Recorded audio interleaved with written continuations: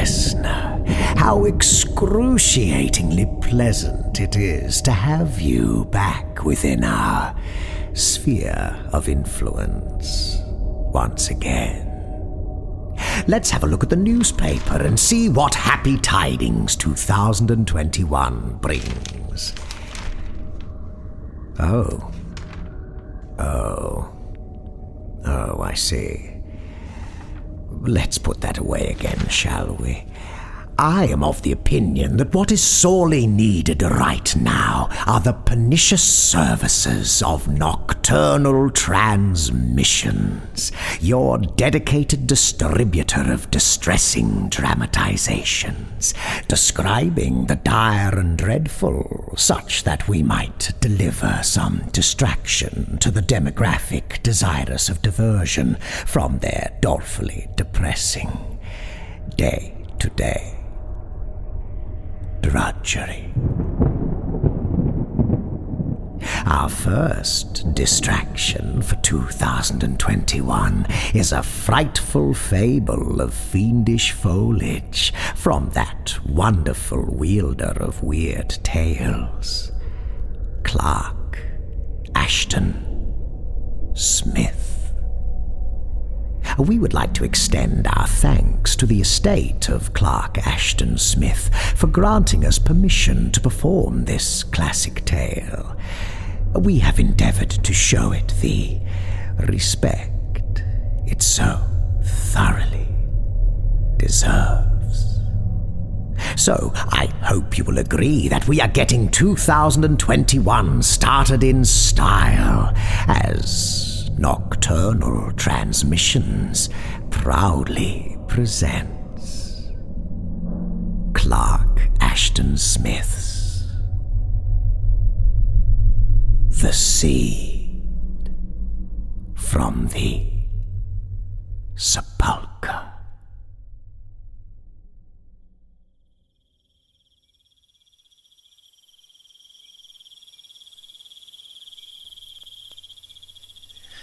Yes, I found the place, said Falmer. It's a queer sort of place. Pretty much as the legends describe it. He spat quickly into the fire, as if the act of speech had been physically distasteful to him, and, half averting his face from the scrutiny of Thone, stared with morose and sombre eyes into the jungle-matted Venezuelan darkness. Thone, still weak and dizzy from the fever that had incapacitated him for continuing their journey to its end, was curiously puzzled. Falmer, he thought, had undergone an inexplicable change during the 3 days of his absence, a change that was too elusive in some of its phases to be fully defined or delimited. Other phases, however, were all too obvious. Falmer, even during extreme hardship or illness, had heretofore been unquenchably loquacious and cheerful. Now he seemed sullen, uncommunicative, as if preoccupied with far-off things of disagreeable import. His bluff face had grown hollow, even pointed, and his eyes had narrowed to secretive slits. Thone was troubled by these changes, though he tried to dismiss his impressions as mere distempered fancies due to the influence of the ebbing fever.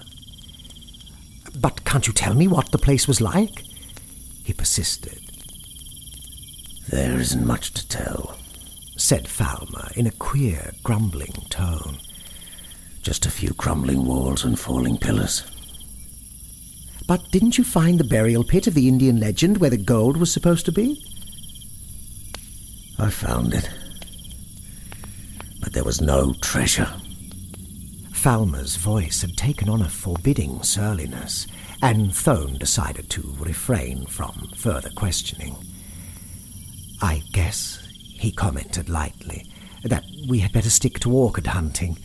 Treasure trove doesn't seem to be in our line. By the way, did you see any unusual flowers or plants during the trip?" "Hell no!" Falmer snapped. His face had gone suddenly ashen in the firelight, and his eyes had assumed a set glare that might have meant either fear or anger. Shut up, can't you? I don't want to talk. I've had a headache all day. Some damned Venezuelan fever coming on, I suppose.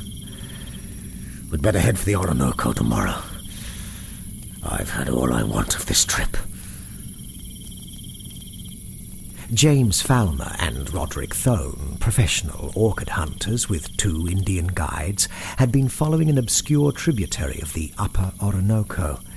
The country was rich in rare flowers, and beyond its floral wealth, they had been drawn by vague but persistent rumours among the local tribes concerning the existence of a ruined city somewhere on this tributary. A city that contained a burial pit in which vast treasures of gold, silver, and jewels had been interred, together with the dead of some nameless people. The 2 men had thought it worthwhile to investigate these rumours. Thone had fallen sick while they were still a full day's journey from the site of the ruins, and Falmer had gone on in a canoe with one of the Indians, leaving the other to attend to Thone. He had returned at nightfall of the 3rd day, following his departure. Thone decided, after a while, as he lay staring at his companion, that the latter's taciturnity and moroseness were perhaps due to the disappointment over his failure to find the treasure. It must have been that, together with some tropical infection working in the man's blood. However, he admitted doubtfully to himself, it was not like Falmer to be disappointed or downcast under such circumstances. Falmer did not speak again, but sat glaring before him as if he saw something invisible to others beyond the labyrinth of fire-touched boughs and lianas in which the whispering, stealthy darkness crouched.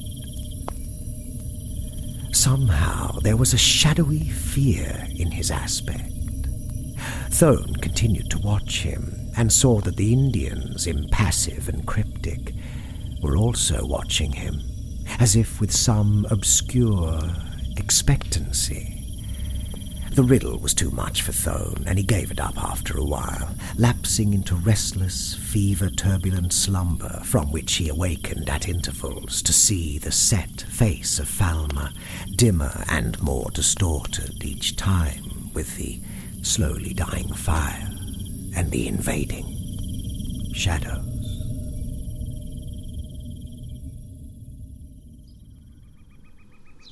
Thone felt stronger in the morning. His brain was clear, his pulse tranquil once more, and he saw with mounting concern the indisposition of Falmer, who seemed to rouse and exert himself with great difficulty, speaking hardly a word and moving with singular stiffness and sluggishness.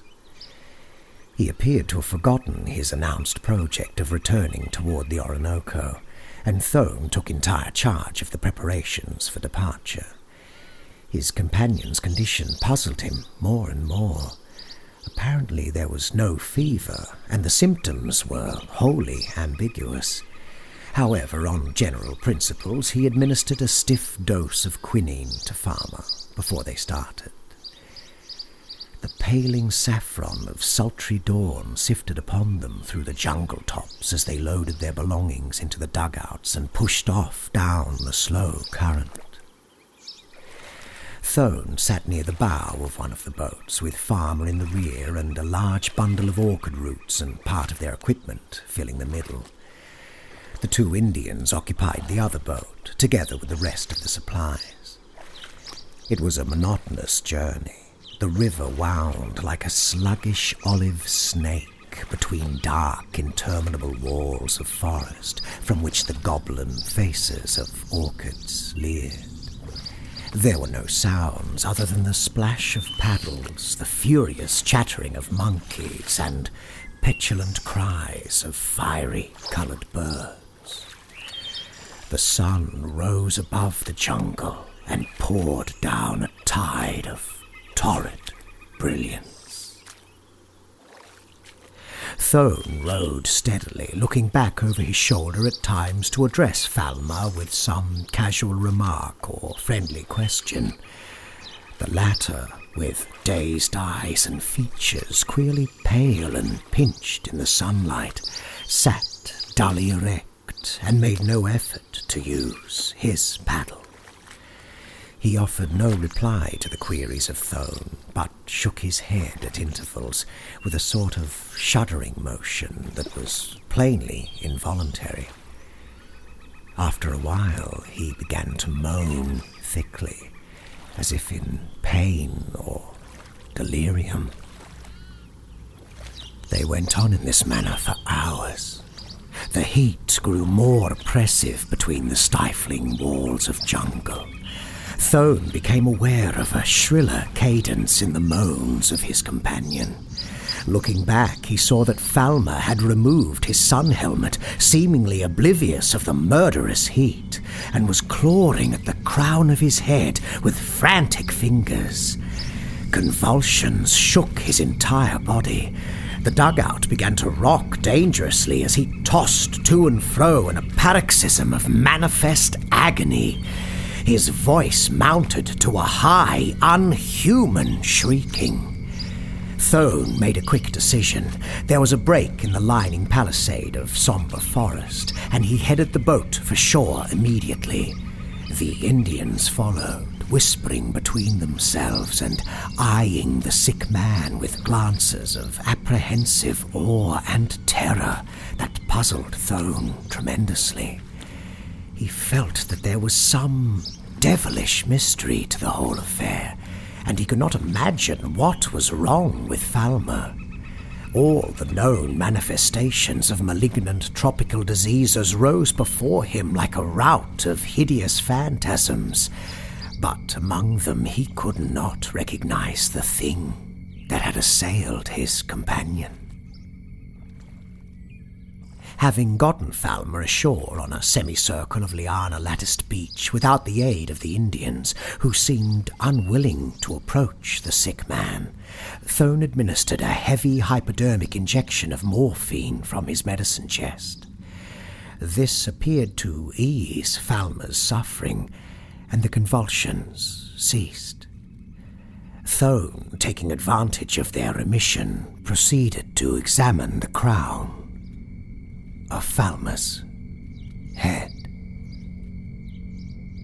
He was startled to find, amid the thick, dishevelled hair, a hard and pointed lump which resembled the tip of a beginning horn, rising under the still unbroken skin. As if endowed with erectile and resistless life, it seemed to grow beneath his fingers. At the same time, abruptly and mysteriously, Falmer opened his eyes and appeared to regain full consciousness. For a few minutes he was more his normal self than at any time since his return from the ruins. He began to talk, as if anxious to relieve his mind of some oppressing burden. His voice was peculiarly thick and toneless, but Thone was able to follow his mutterings and piece them together. The pit! The pit! Said Falmer. The infernal thing that was in the pit, in the deep Sepulchre! I wouldn't go back there for the treasure of 12 Eldorados. I didn't tell you much about those ruins, Thone. Somehow it was hard. Impossibly hard. To talk.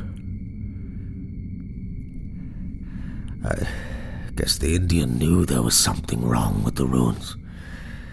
He led me to the place, but he wouldn't tell me anything about it.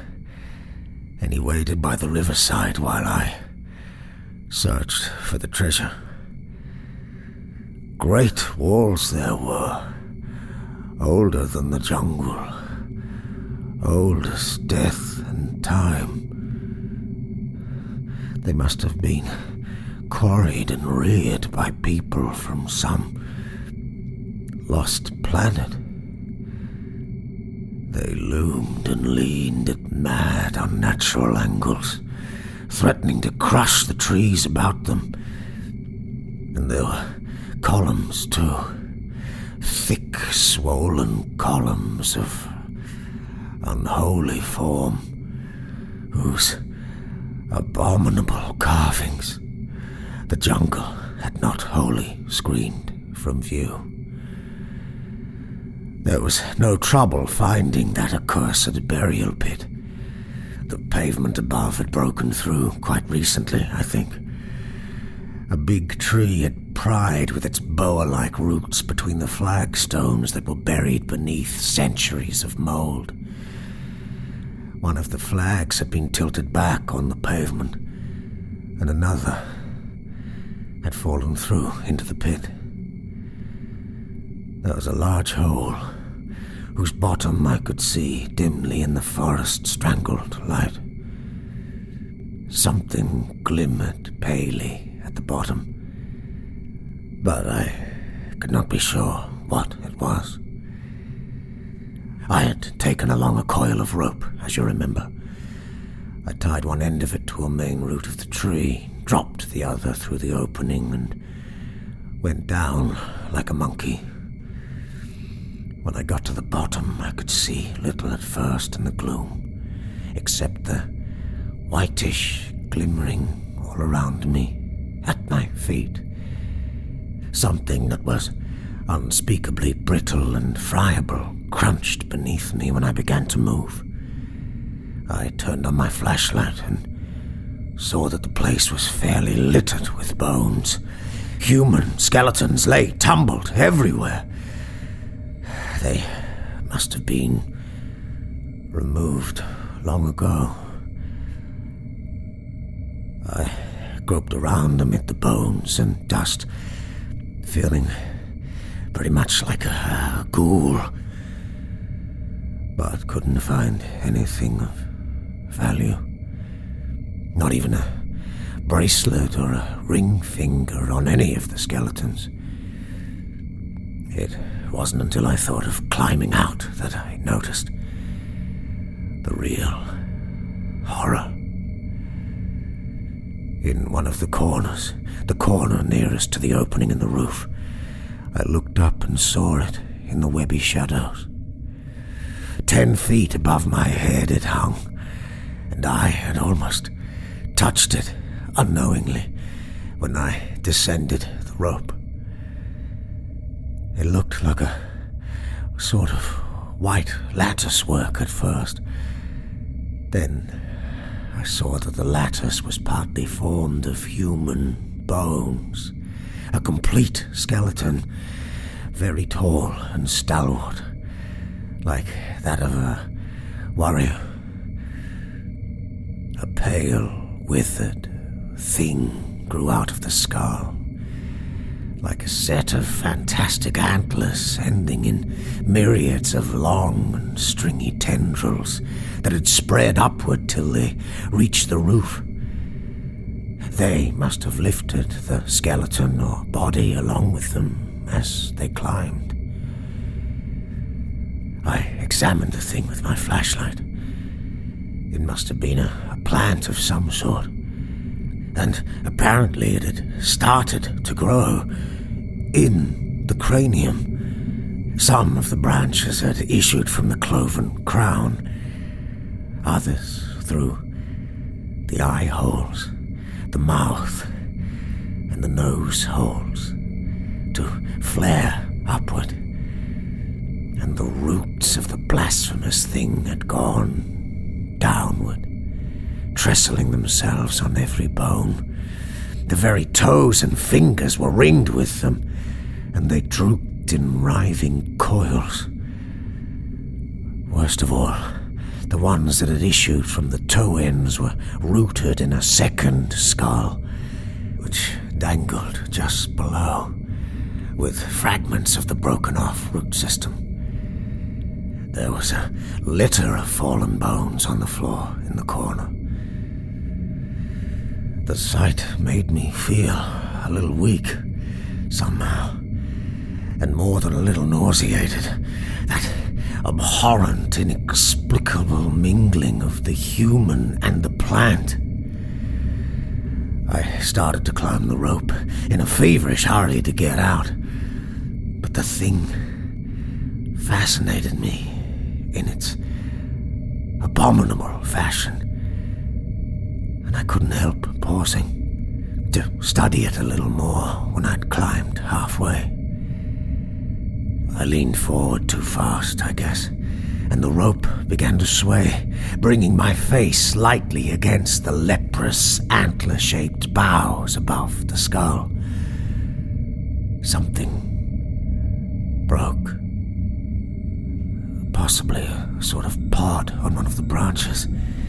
I found my hair enveloped in a cloud of pearl grey powder, very light, fine, and scentless. The stuff settled in my hair. It got into my nose and eyes, nearly choking and blinding me. I shook it off as well as I could. Then I climbed on and pulled myself through the opening.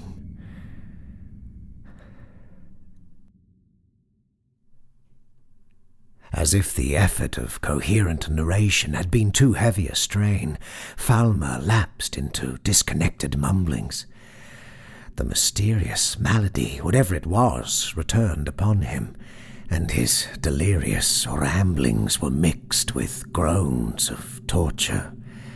But at moments he regained a flash of coherence. My head, he muttered. There must be something in my brain. Something that grows and spreads. I tell you, I can feel it there. I haven't felt right at any time since I left the burial pit. My mind has been queer ever since. It must have been the spores of the ancient devil plant. The spores have taken root. The thing is splitting my skull, going down into my brain. A plant that springs out of a human cranium as if from a flower pot. The dreadful convulsions began once more, and Falmer writhed uncontrollably in his companion's arms, shrieking with agony. Thone, sick at heart and shocked by his sufferings, abandoned all effort to restrain him and took up the hypodermic. With much difficulty, he managed to inject a triple dose, and Falmer grew quiet by degrees and lay with open, glassy eyes, breathing stertorously. Thone, for the first time, perceived an odd protrusion of his eyeballs, which seemed about to start from their sockets, making it impossible for the lids to close, and lending the drawn features an expression of mad horror. It was as if something were pushing Falmer's eyes from his head. Thone, trembling with sudden weakness and terror, felt that he was involved in some unnatural web of nightmare. He could not, dared not believe the story Falmer had told him and its implications. Assuring himself that his companion had imagined it all, had been ill throughout with the incubation of some strange fever, he stooped over and found that the horn-shaped lump on Falmer's head had now broken through the skin. With a sense of unreality, he stared at the object that his prying fingers had revealed amid the matted hair. It was unmistakably a plant bud of some sort, with involuted folds of pale green and bloody pink that seemed about to expand. The thing issued from above the central suture of the skull. A nausea swept upon Thone, and he recoiled from the lolling head and its baleful outgrowth, averting his gaze. His fever was returning. There was a woeful debility in all his limbs, and he heard the muttering voice of delirium through the quinine-induced ringing in his ears. His eyes blurred with a deathly and miasmal mist. He fought to subdue his illness and impotence. He must not give way to it wholly. He must go on with Falmer and the Indians and reach the nearest trading station, many days away on the Orinoco, where Falmer could receive aid. As if through sheer volition, his eyes cleared, and he felt a resurgence of strength. He looked around for the guides and saw with a start of uncomprehending surprise that they had vanished. Peering further, he observed that one of the boats, the dugout used by the Indians, had also disappeared. It was plain that he and Falmer had been deserted. Perhaps the Indians had known what was wrong with the sick man and had been afraid. At any rate, they were gone, and they had taken much of the camp equipment and most of the provisions with them. Thone turned once more to the supine body of Falmer, conquering his repugnance with effort. Resolutely he drew out his clasp knife, and stooping over the stricken man, he excised the protruding bud, cutting as close to the scalp as he could with safety. The thing was unnaturally tough and rubbery. It exuded a thin, sanguineous fluid, and he shuddered when he saw its internal structure, full of nerve-like filaments, with a core that suggested cartilage. He flung it aside quickly on the river sand. Then, lifting Falmer in his arms, he lurched and staggered towards the remaining boat. He fell more than once and lay half-swooning across the inert body. Alternatively carrying and dragging his burden, he reached the boat at last. With the remainder of his failing strength, he contrived to prop Falmer in the stern against the pile of equipment.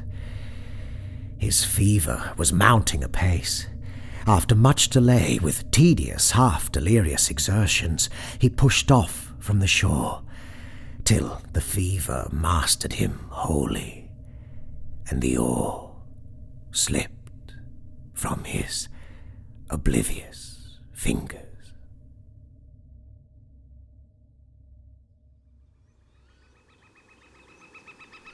He awoke in the yellow glare of dawn, with his brain and his senses comparatively clear. His illness had left a great languor, but his first thought was of Falmer. He twisted about, nearly falling overboard in his debility, and sat facing his companion. Falmer still reclined, half sitting, half lying against the pile of blankets and other impedimenta. His knees were drawn up, his hands clasping them as if in titanic rigor.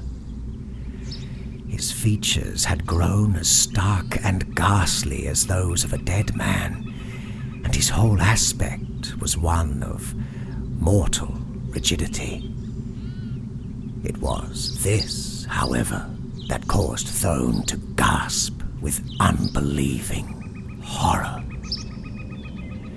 During the interim of Thone's delirium and his lapse into slumber, the monstrous plant bud, merely stimulated, it would seem, by the act of excision, had grown again with preternatural rapidity from Falmer's head.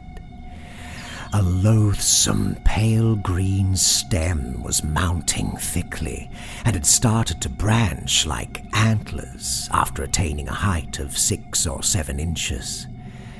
More dreadful than this, if possible, similar growths had issued from the eyes, and their stems, climbing vertically across the forehead, had entirely displaced the eyeballs. Already they were branching like the thing from the crown.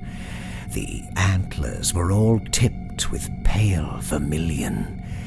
They appeared to quiver with repulsive animations, nodding rhythmically in the warm, windless air. From the mouth, another stem protruded, curling upward like a long and whitish tongue. It had not yet begun to bifurcate. Thone closed his eyes to shut away the shocking vision. Behind his lids, in a yellow dazzle of light, he saw the cadaverous features, the climbing stems that quivered against the dawn like ghastly hydras of tomb etiolated green. They seemed to be waving toward him, growing and lengthening as they waved. He opened his eyes again and fancied with a start of new terror that the antlers were actually taller than they had been a few moments previous. After that, he sat watching them in a sort of baleful hypnosis. The illusion of the plan's visible growth and freer movement, if it were an illusion, increased upon him. Falmer, however, did not stir, and his parchment face appeared to shrivel and fall in, as if the roots of the growth were draining his blood, were devouring his very flesh in their insatiable and ghoulish hunger. Thone wrenched his eyes away and stared at the river shore. The stream had widened and the current had grown more sluggish. He sought to recognize their location, looking vainly for some familiar landmark in the monotonous, dull green cliffs of jungle that lined the margin. He felt hopelessly lost and alienated.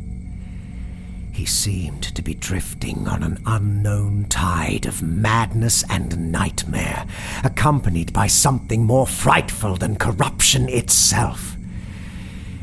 His mind began to wander with an odd inconsequence, coming back always in a sort of closed circle to the thing that was devouring Falmer.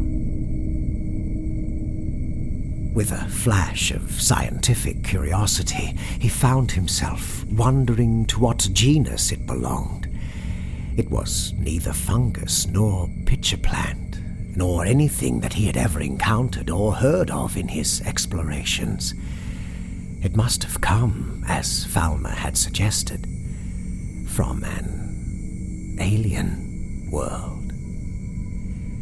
It was nothing that the earth could conceivably have nourished. He felt with a comforting assurance that Falmer was dead. That, at least, was a mercy.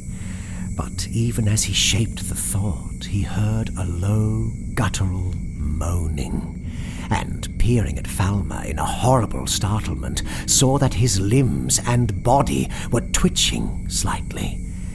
The twitching increased and took on a rhythmic regularity, though at no time did it resemble the agonized and violent convulsions of the previous day. It was plainly automatic, like a sort of galvanism, and Thone saw that it was timed with the languorous and loathsome swaying of the plant. The effect on the watcher was insidiously mesmeric and somnolent, and once he caught himself beating the detestable rhythm with his foot. He tried to pull himself together, groping desperately for something to which his sanity could cling. Ineluctably, his illness returned, fever, nausea, and a revulsion worse than the loathliness of death. But before he yielded to it utterly, he drew his loaded revolver from the holster and fired 6 times into Falmer's quivering body.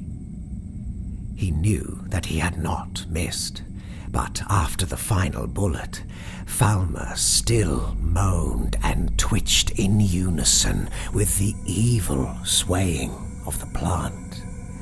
And Thone, sliding into delirium, heard still the ceaseless, automatic moaning.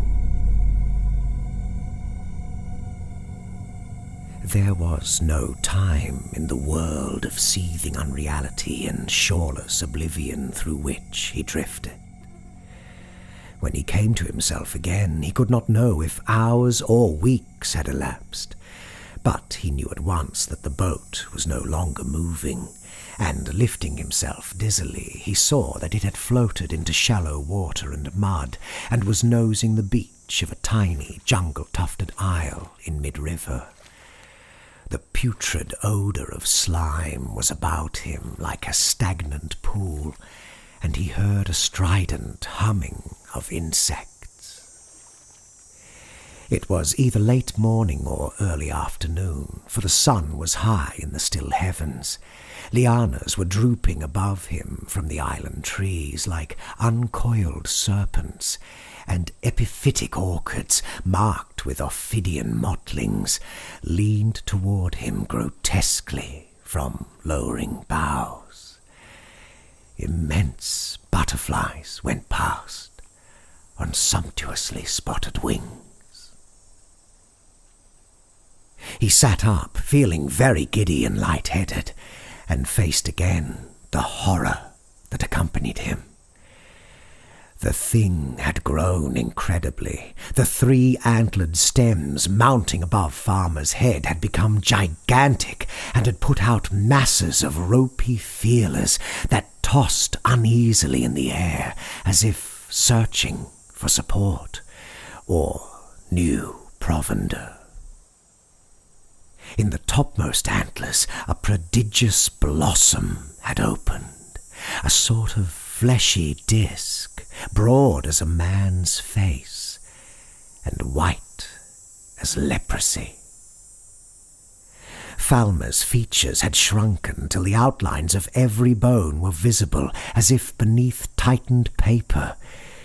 He was a mere death's head in a mask of human skin, and beneath his clothing the body was little more than a skeleton. He was quite still now, except for the communicated quivering of the stems. The atrocious plant had sucked him dry and eaten his vitals and his flesh. Thone wanted to hurl himself forward in a mad impulse to grapple with the growth, but a strange paralysis held him back. The plant was like a living and sentient thing, a thing that watched him, that dominated him with its unclean but superior will. And the huge blossom, as he stared, took on the dim, unnatural semblance of a face. It was somehow like the face of Falmer, but the lineaments were twisted all awry and were mingled with those of something wholly devilish and non-human. Thone could not move.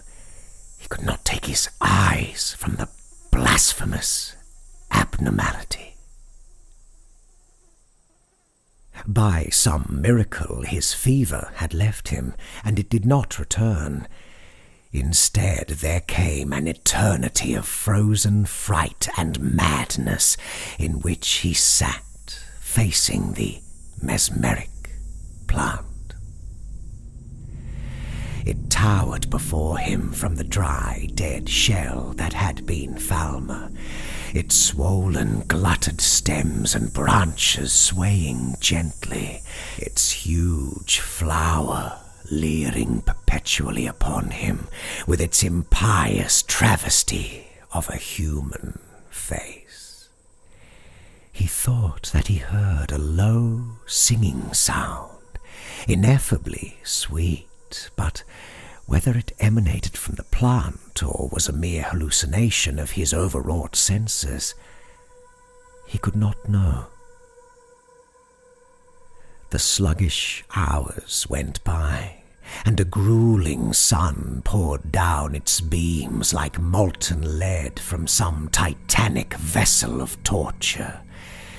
His head swam with weakness and the fetter-laden heat, but he could not relax the rigour of his posture. There was no change in the nodding monstrosity, which seemed to have attained its full growth above the head of its victim.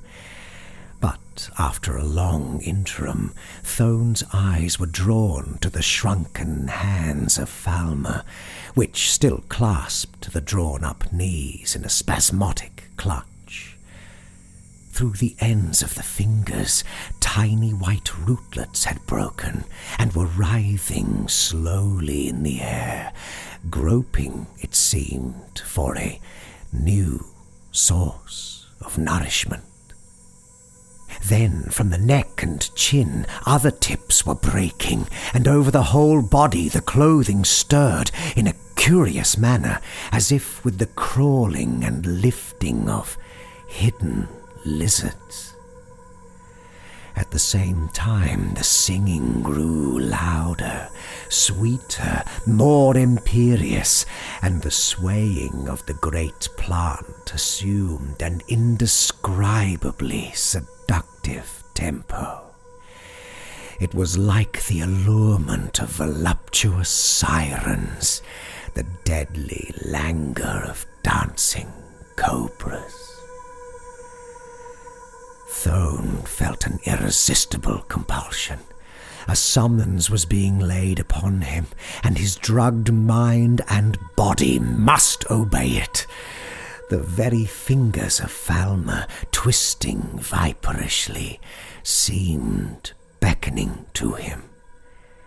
Suddenly he was on his hands and knees in the bottom of the boat, inch by inch, with terror and fascination contending in his brain.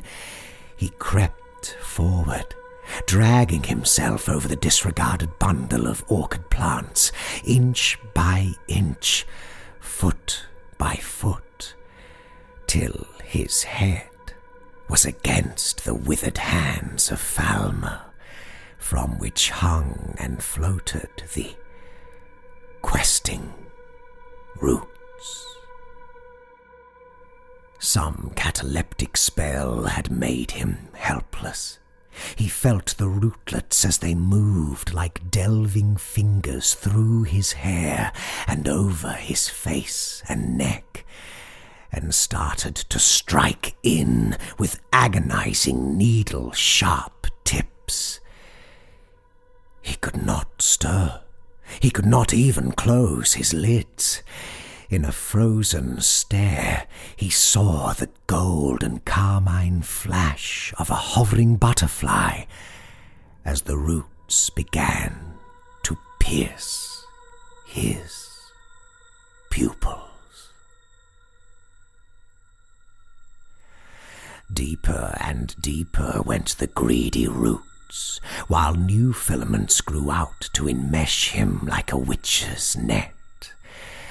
For a while, it seemed that the dead and the living writhed together in leashed convulsions. At last, Thone hung supine amid the lethal, ever-growing web. Bloated and colossal, the plant lived on, and in its upper branches, through the still, stifling afternoon, a second flower began to unfold.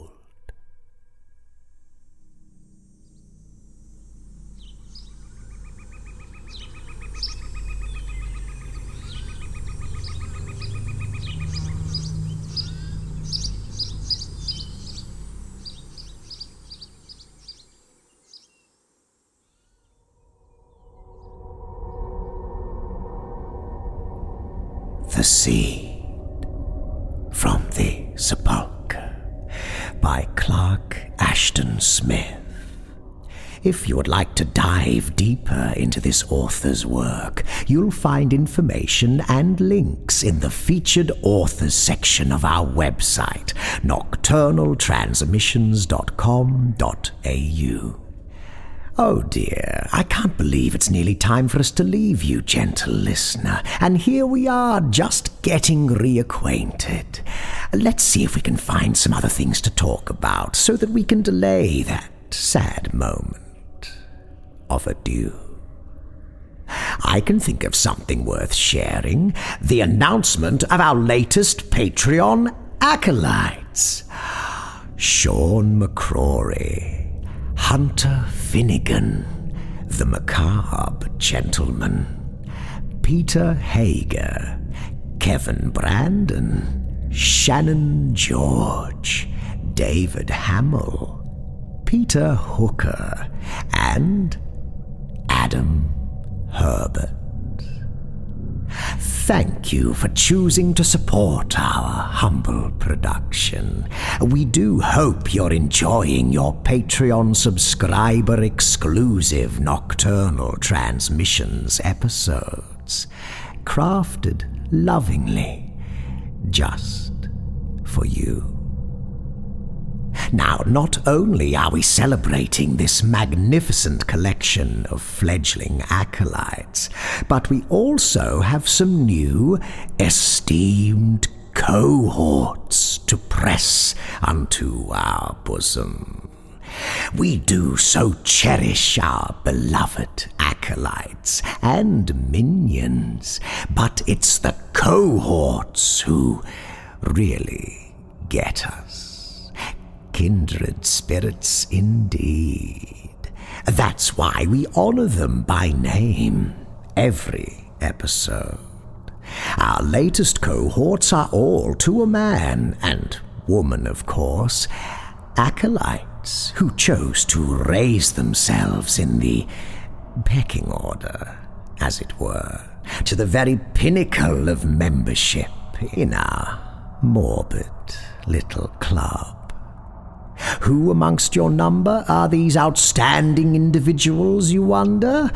Well, wonder no more. It's JB, whose membership card photo is, I must admit, amongst our favorites. Rachel Brown. I do hope that giddy spell you mentioned has passed, my dear. How wonderful it is to have you in our exclusive little clique. And finally, the succinct and mysterious Z. You were an acolyte one moment, a cohort the next. What a go-getter. I do hope you don't usurp my role, Z. I feel I'm just starting to come to grips with it. In any case, it's good to have you with us. I tell you what, gentle listener, far be it from us to blow our own trumpet, as they say, but we have some very exciting content coming your way this year. In addition to our regular services, there will be some very interesting developments we look forward to sharing with you. Oh yes, my dears. The Nocturnal Transmissions Pandora's box is just humming with the promise of things to come. Watch this space. All right, enough from me. This episode was brought to you with the generous assistance of our Patreon subscribers.